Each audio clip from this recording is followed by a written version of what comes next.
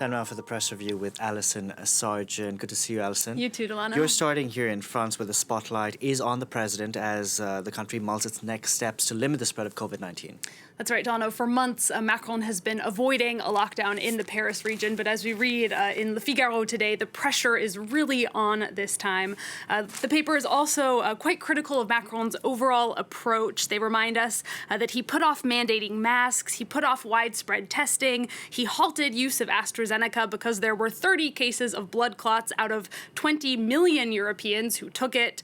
Le Figaro talks about the French variant, which they describe as precaution, and more precaution. What France needs now, Le Figaro says, is courage. Libération has a similar criticism. They call Macron the master of lost time on their front page. The paper asks, where has he gone, the youngest president in France's history, with his fire, his ambition, his idea of France? Where is he taking this country? And finally, for L'Humanité, it's been a year of denial for the French president. They're wondering if France is still the master of their own destiny. Moving on to the UK next, where Boris Johnson wants to make Britain master of its own destiny. Tell us more. Well, he shocked the country on Tuesday by announcing that he wants to increase its stockpile of nuclear warheads. This is part of Boris Johnson's Global Britain plan, which he laid out on Tuesday. It's getting a lot of criticism from the press. The Financial Times writes that announcement to lift the cap on nuclear warheads raised eyebrows. The paper writes, quote, the image of the UK as a mini superpower does not match its funds or its capabilities.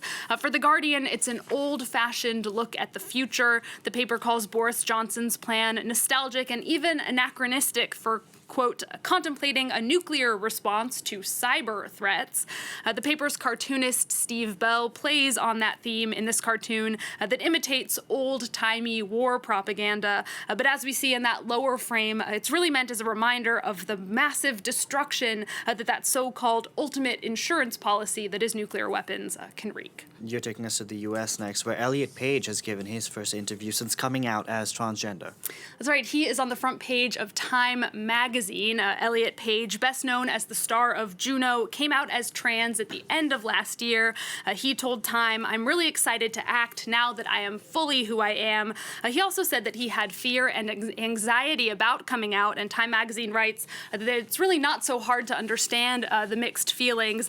They say increased social acceptance has led to more young people describing themselves as trans. In fact, according to a recent poll, 1.8% of people in Gen Z compared with 0.2% of baby boomers. But it's also really fueled conservative backlash, with some stoking fears about a so-called transgender craze. And now one writer for French feminist site MadmoiZelle notes that it's been 7 years since Time featured its first trans person, the actress Laverne Cox, on the cover. They say the world has come a long way, but there's still a long way to go, and they say Elliot Page's engagement and presence in the public eye is really a necessity. Indeed. And you're going to tell us about some ridiculous stories next. One, a politician in Brazil has a solution to fighting COVID-19. Tell us. That's right, Delano. The latest kind of ridiculous solution. It's not quite as bad as drinking bleach, but this politician in Brazil suggested that we could spray hand gel from airplanes. The idea here is that COVID-19 is airborne, so maybe we could sort of douse it out like a fire. The Guardian reports, I know, right? If only it were that easy. The Guardian reports that this suggestion has been getting a lot of ridicule on social media. Some asked what would happen if anyone decided to light a cigarette, because hand sanitizer can be very flammable. This has sparked tears of laughter, but also, Delano, tears of desperation, because Brazil is dealing with its highest surge of coronavirus cases yet. So for many Brazilians, this is just a reminder of the incompetence of some of the people in charge, not least of all their president. And finally, from you, 2 states in the United States have gotten to a bitter argument over vegetarianism. Tell us more. That's right, Delano. This has been dubbed a carnivorous culture war by the New York Times. They explain that it started when Colorado declared March 20th 20th Meat Out Day to discourage meat consumption. In response, the governor of neighboring Nebraska, which is a red state, Colorado is a blue Democratic state, they declared March 20th to be Meat on the Menu Day.